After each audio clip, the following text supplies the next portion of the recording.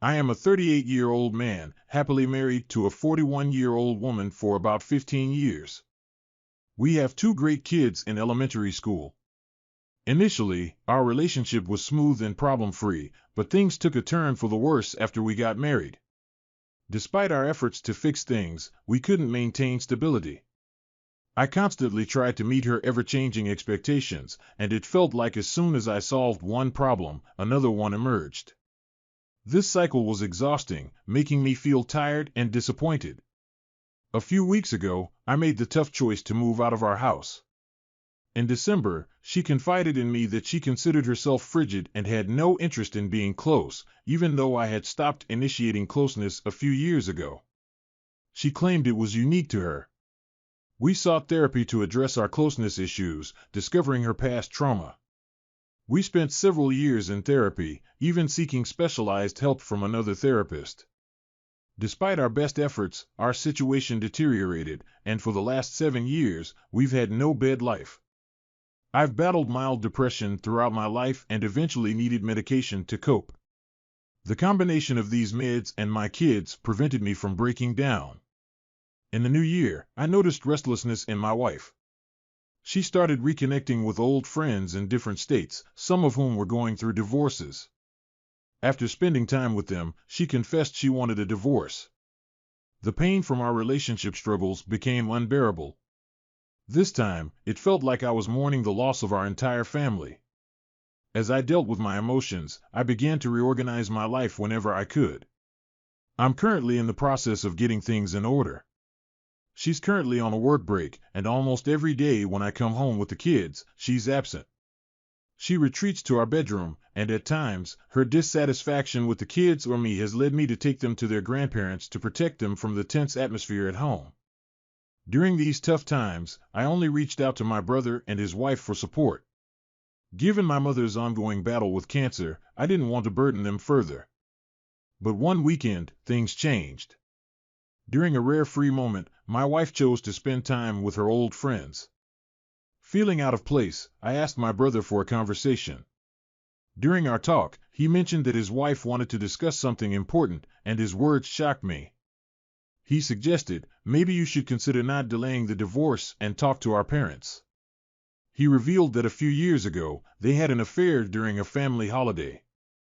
A conversation between my wife and my brother's wife took an unexpected turn.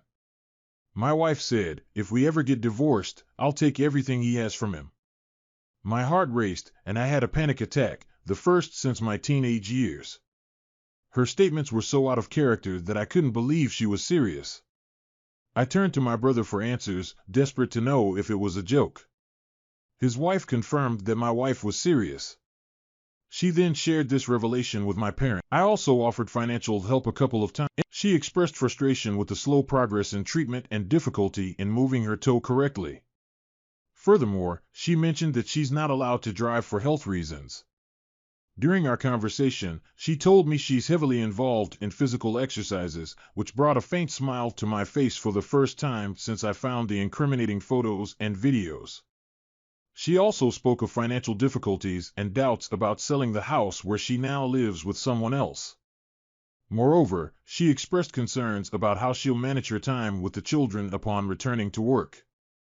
Despite having taken them with her for part-time weekends over the last 2 weeks, she mentioned that she had many plans for the upcoming weekend in the city. During the conversation, it became evident that she was finding it challenging to spend consistent time with the children, and she couldn't see them as often as she'd like. In response, I tried to remain accommodating, hoping we could work together to establish a daily routine that would allow her regular access to the children. However, she mentioned casually that her initial plan to move closer to us might not be feasible due to potential high costs. She might have to move even farther away, around 15 miles. In response to her uncertain life situation, I reassured her that for the children's sake, we'd find a way to resolve the issue. But to my surprise, she seemed open to this possibility. She casually brought up the idea of moving across the border to a neighboring state to secure a higher income. Despite increased living costs, this decision would mean we'd be quite far apart, about 70 to 90 miles, making it likely that she'd see the children even less often.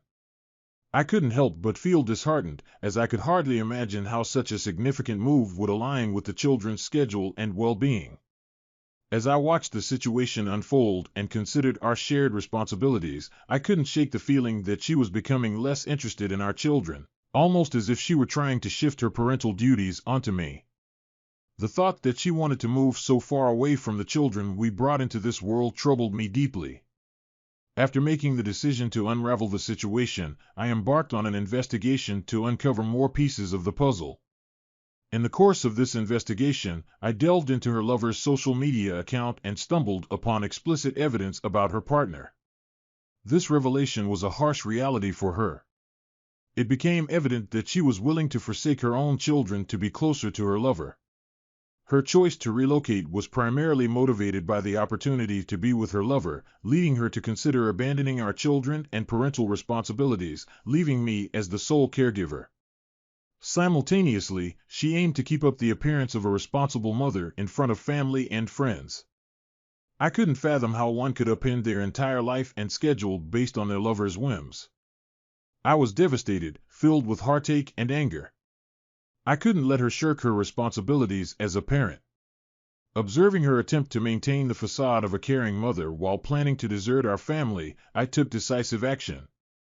I reached out to my lawyer and filed a request to terminate her parental rights. When she called to chastise me for my actions, I disclosed the truth to her. Her decision to leave the family was solely influenced by her affair partner. I implored her to consider transferring custody of the children to me.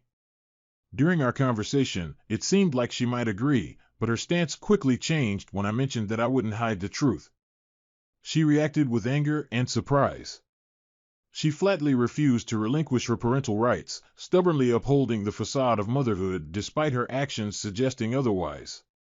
It was evident that she cared more about fulfilling her own desires than the welfare of our children. Disappointment and determination welled up within me, driving me to reveal the truth to her family. I believed it was necessary for them to understand the kind of person she had become. Despite the painful nature of this step, I deemed it essential for securing my children's future. Upon learning of my actions, she grew furious and persistently contested my decision. She made it clear that she intended to proceed with her move and had no intention of surrendering her maternal rights. She proposed that we co-parent from a considerable distance. In response, she accused me of being vindictive and manipulative, but I chose not to engage in an argument with her. Instead, I sought legal assistance and discussed alimony with my father. When she realized that receiving alimony would require her to financially contribute to our children's support, something she couldn't afford, the situation shifted. Her partner didn't appear willing to assume that responsibility either. Suddenly, she became concerned about preserving her reputation. Overburdened with the responsibilities of a responsible parent, she couldn't bear the financial weight of alimony and feared further damage to her image. In the end, she abandoned her relocation plans and reluctantly consented to continue shared custody of our children. This victory was hard-won and rooted in my unwavering principles. Despite knowing that she prioritized her lover over our children, I refused to compromise their well-being for her sake. I did everything in my power to ensure the mother of my children remained a part of their upbringing and lives. Naturally, her lover didn't want these complications, and he soon vanished from my ex-wife's life. Afterward, she made active attempts to seduce me and rekindle our relationship to return to our lives with the children. However, I firmly conveyed that I had no interest in someone as dishonest and fickle as her. End of the story. Next story. I am a 50-year-old nurse, working diligently at a busy hospital. Currently, I find myself at a crucial moment in life. In front of me, there's a green piece of paper with my name and signature, and it's a divorce document.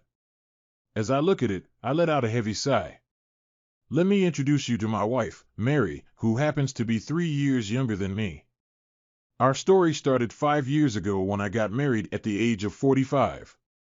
We met at work, where Mary was a medical assistant. Both of us were so focused on our careers that finding a life partner wasn't something we thought much about. But fate had other plans, and we started dating, which eventually led to marriage. Considering our ages, we took things slow before deciding to get married. After a few years of dating, we tied the knot later in life, with me at 45 and Mary at 42. We decided not to have children and dedicated our years to each other. Little did we know that our ideal vision of marriage would soon be tested. Reality had different plans for us. Our demanding jobs led to conflicting schedules, especially because of my night shifts. Health issues, especially for Mary, became a part of our lives. Menopause arrived, bringing with it a range of challenges like constant irritability, fatigue, mood swings, and emotional turmoil. Although I struggled to fully understand what she was going through, it was clear that Mary was in pain.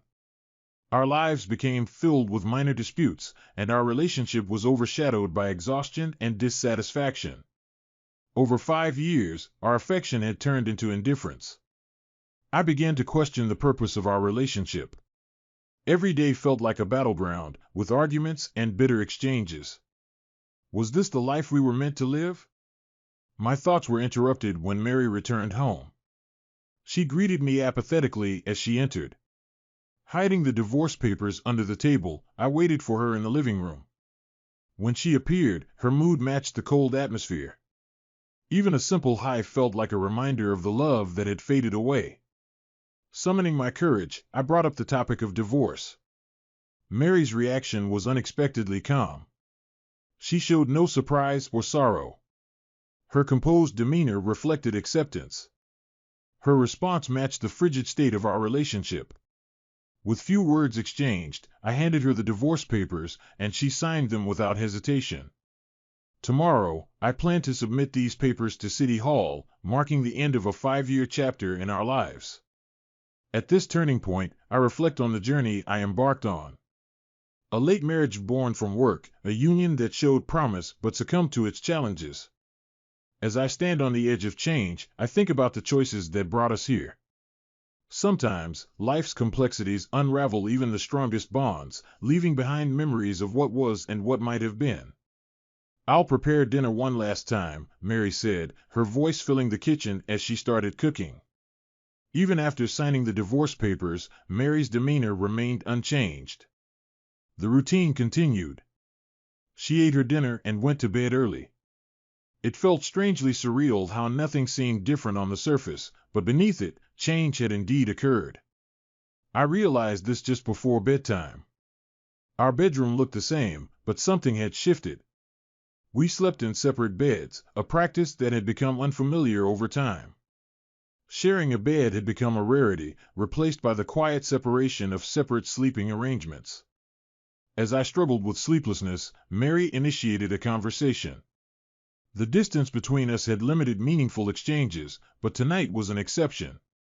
We reminisced about our early days, laughing as we recalled the time when Mary used to sneak into my bed, complaining about the cold. Her playful attempts to get my attention in our prime. Subtle flirtations were common, though age had tamed those impulses. Tonight, Mary's choice of clothing seemed reminiscent of those days. Her skimpy pajamas brought back memories. She caught my gaze and expressed her desire with a knowing smile. "May I join you in bed?" "It's chilly," she requested, her words hanging in the air. I hesitated briefly but welcomed her into the sheets.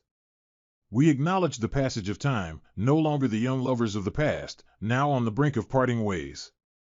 With a shared understanding, we decided to make this night a poignant memory. Mary's presence next to me brought back bittersweet memories. Over the years, life had changed her, a testament to the challenges she had faced. It wasn't about rekindling the marriage, but a silent wish to see her content. Amid these thoughts, we exchanged a simple good night. Sleep soon overtook us, ending the day. The next morning came, and Mary was gone. Her things had disappeared from our room, leaving no sign of her. However, there was a note in the living room, a brief message thanking me and urging me to take care of myself. That's all it said, a heartfelt farewell. Months passed, and life took a new direction. A change in jobs led me to a busy hospital, providing a fresh start that distanced me from the memories of a failed marriage. The divorce had created discomfort at work, and the need for financial stability influenced my choices. Despite being single, my dedication to work remained unchanged. The idea of marriage was distant. For now, I found comfort in the absence of workplace romances, a chapter firmly closed. "Mr. Jones, a new patient arrived some time ago," my boss called me over. As I looked through the patient's paperwork, I realized that this person was battling cancer. They had been getting treatment at another hospital as an outpatient, but now they were being admitted for chemotherapy. Surprisingly, this patient had the same name as my ex-wife, Mary, and even more astonishing, their last name matched Mary's maiden name. Feeling a strange connection, I went to greet her while checking her temperature.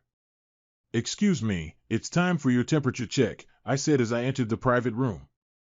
The patient, who had been looking out of the window, turned to face me. To my amazement, it was Mary, the woman I had once been married to. Her face was pale, her cheeks sunken, and she looked incredibly thin. But there was no doubt, it was her. In a faint but unmistakable voice, I heard Mary's familiar tone. She was also surprised to see me, but my surprise was even greater. The medical chart showed the seriousness of her cancer. It was more than just some weight loss or low energy. Looking at her drastically changed condition, it was clear she was in critical condition. The chart also indicated that her cancer had been diagnosed just before we divorced. "Why didn't you tell me about the cancer?" I blurted out, even though I knew I didn't have the right to know anymore. Mary responded, explaining that she thought our marriage was already falling apart, with or without the cancer. She blamed herself for the deterioration and realized she couldn't hold me back, especially given her limited time. Listening to her explanation, regret washed over me. Why hadn't we communicated better? Why hadn't I noticed her changes? I had let her go through her illness alone, adding to her pain. Despite her health struggles, she had agreed to the divorce. Amid my self-blame and despair, Mary scolded me, saying, "You're healthier than I am, so don't hang your head so low." She reminded me of the time she had supported me during my moments of self-doubt. Now, I was facing the consequences of not repaying her kindness. The woman who had been my support for 5 years was right in front of me. I looked at Mary with newfound determination. I knew I didn't have the right to say this, but I wanted to take care of her until the end. I bowed my head, and in response, Mary gently smacked me on the head with a mix of exasperation and joy on her face. With persistence, I wore down her reluctance, and she finally agreed with an expression that combined both emotions. From that moment on, I took care of Mary. Despite her parents visiting, it was clear that she needed additional care and support. While I had worried that her family might not accept me, they did, understanding the complexities of the situation. With Mary's family living far away, it fell on me to tend to her daily needs. In the following months, I visited Mary's hospital room without fail. Regardless of my work schedule, I was there before work, after work, during days off, and before night shifts. Mary's chemotherapy treatment began, and although I had cared for numerous patients professionally, the experience was entirely different when it was a family member. Treating a stranger versus treating family brought forth a tidal wave of emotions. My intention was to provide professional support, but inevitably, my heart became deeply involved in her journey. I was overwhelmed by despair. Mary had immediately started treatment after our divorce, yet it appeared ineffective against the metastasized cancer. The harsh reality of cancer treatment, painful and grueling, was something she faced alone. I deeply wished I could have been there for her, but helplessness held me captive. In the face of adversity, Mary's spirit remained unbroken. She fought her battle with courage, even managing to smile despite the misery. Her resilience, however, painfully reminded me of my own limitations. There was little I could do to alleviate her suffering. Then a cruel twist: Mary's treatment had to be halted due to her weakened state. Aggressive measures were no longer feasible, and we had to embrace this heart-wrenching reality. Mary accepted it with grace, whispering her intent to live her remaining days to the fullest. I became her pillar of support, sharing laughter over anecdotes, taking walks on better days, and even attempting crafts together. Although my attempts were often clumsy, Mary's laughter at my awkward creations brought us immense joy, and for a while, these simple pleasures sufficed. Amid these tender moments, the cancer persisted, taking a relentless toll on her. Our days of joy were fleeting, as her condition deteriorated rapidly. Sleepless nights were plagued by pain, and tears streamed down more frequently, often hidden from my view. Painkillers helped ease her distress, but gradually, vitality waned, and her laughter became rare. I could only offer words of encouragement, but Mary valued them deeply. "Thank you for always being there," she expressed, acknowledging the significance of my presence. My daily visits gave her the strength to continue, a sentiment she openly shared. Her immobility drew us closer, and yet we remained strangers in the eyes of the world due to our past choices. I had wanted it that way, but now regret gnawed at me. In an attempt to convey my rekindled feelings, I made a heartfelt proposal to Mary. "In that quiet hospital room, will you marry me?" I finally uttered. Mary's response, light-hearted and affectionate, expressed her delight despite her refusal. While I was met with a resounding rejection, I couldn't give up. I presented her with a marriage certificate, my signature already adorning it. Her joy at the gesture was palpable, a testament to the connection we had forged. A few days later, Mary passed away, exceeding her expected time. For a month, she fought bravely with unwavering determination. While grieving her loss and preparing for her funeral, I realized she had lived an extra month because of our strong connection. The funeral plans came together quickly. Even though we weren't legally married, Mary's parents insisted that I sit with them in the family section. Initially hesitant, I accepted and felt honored by their gesture. The funeral proceeded, and eventually, we made our way to the gravesite. Surprisingly, I didn't shed tears. I had already cried while taking care of Mary.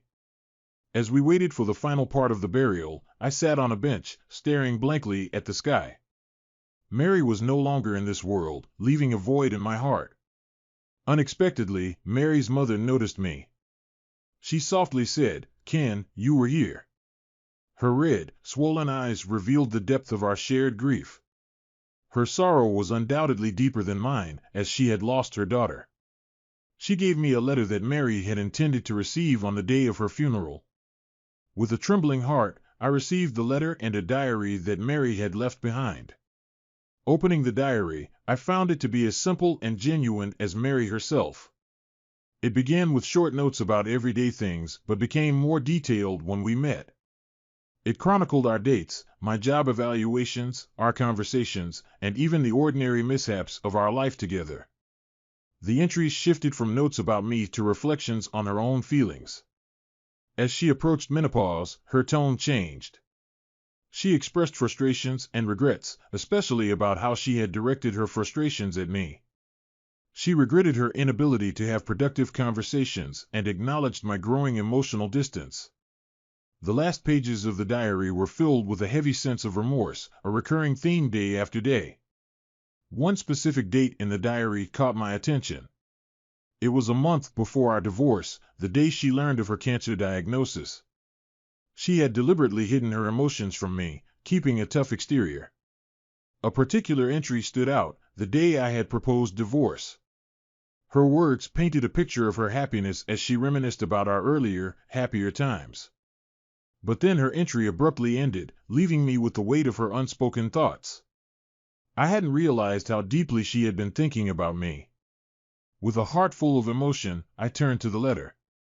She expressed disbelief at seeing me again in a new hospital and her hesitation to burden me with her situation. However, my offer to care for her had deeply moved her. She apologized for not being able to refuse and nearly breaking down emotionally when I proposed again. Her regrets had faded, and she faced her imminent departure with acceptance. She asked me not to grieve for her and urged me to wait until old age to reunite in heaven.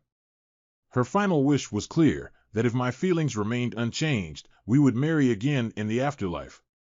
The letter ended with the promise to keep our marriage certificate. As I read, tears flowed uncontrollably. Mary's emotions poured from these pages, and I was touched by the depth of her feelings. Mary's parents' gesture of allowing me to sit with the family at the funeral aligned with Mary's wishes. For a while, I openly wept with swollen eyes. Yet, By the grave, I remembered her wish for me not to cry, so I composed myself and bid her farewell with a smile. Mary rested peacefully in the casket, holding our marriage certificate. Her expression was calm, and her grasp on the document was strong. Her signature below mine marked a bond that had endured trials and sorrow.